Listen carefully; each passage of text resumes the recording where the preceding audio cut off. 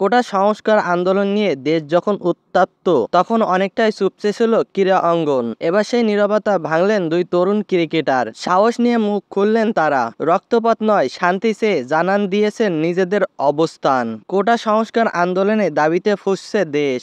একদিন আগেই ঢাকা বিশ্ববিদ্যালয়ে আন্দোলনকারী সাধারণ শিক্ষার্থীদের সাথে সংঘর্ষে জড়িয়েছিল ছাত্রলীগ। এ ঘটনায় আন্দোলনকারী বহু শিক্ষার্থী আহত হয়েছে, রক্তাক্ত হয়েছে রাজপথ, নিহত হয়েছে অনেকেই। যা চোখে পড়েছে তাহিদ হৃদয় আর শরীফুল ইসলামের। দেশ থেকে বহু দূরে থাকায় এই দুই তারকা ক্রিকেটার মন তাতে বিষিয়ে উঠেছে। দেশের এমন অবস্থা দেখে জাতীয় দলের ক্রিকেটার তারকা ব্যাটার তাহিদ হৃদয় ঢাকা বিশ্ববিদ্যালয় লোক প্রশাসন বিভাগের শিক্ষার্থী। পেশাদারভাবে ক্রিকেটার হলেও প্রিয় শিক্ষা প্রতিষ্ঠানের সংকটময় মুহূর্তে অন্য সবার মতো তিনিও উদ্বিগ্ন দেশের এমন অবস্থা নিয়েও। এই নিয়ে সামাজিক যোগাযোগের মাধ্যমে হৃদয় লিখেছেন, সবকিছু থেকে দূরে আছি, তাই অনেক কিছুই দেখা হয়নি। আমার প্রাণের ঢাকা ইউনিভার্সিটি আর রক্তাক্ত না হোক। এদিকে আরেক ক্রিকেটার শরীফুল ইসলামও এমন রক্তের খেলা বন্ধের আহ্বান জানিয়েছেন। নিজের ফেসবুকে এক সংক্ষিপ্ত স্ট্যাটাসে তিনি লিখেছেন, আমি একজন ক্রিকেটার হলেও একজন ছাত্র। আমি চাই না আর কোনো ছাত্রছাত্রীর রক্ত ঝরুক। এই দুই তরুণ ক্রিকেটার মুখ খুললেও